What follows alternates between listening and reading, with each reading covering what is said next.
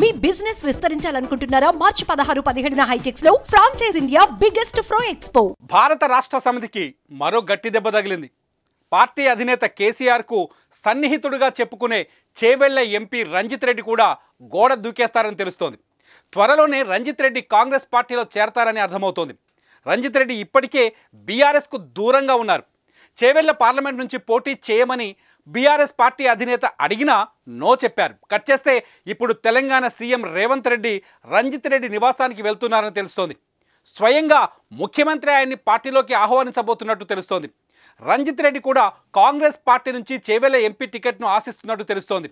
రేవంత్ రెడ్డి కూడా దాదాపు ఆ హామీ ఇచ్చారని ప్రచారం జరుగుతోంది.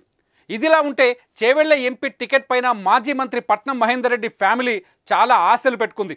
పట్నం మహేందర్ రెడ్డి సతీమణి సునీతకు చేవెళ్ల ఎంపీ టికెట్ ఇస్తారని నిన్న మొన్నటి వరకు ప్రచారం జరిగింది. కానీ లాస్ట్ మినిట్లో చేవెళ్లలో సీన్ మారిపోయింది.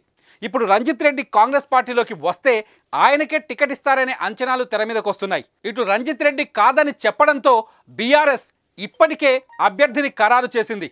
అసెంబ్లీ ఎన్నికలకు ముందు బీఆర్ఎస్లో చేరిన సీనియర్ రాజకీయ నాయకుడు కాసాని జ్ఞానేశ్వర్ను రంగంలోకి దించింది.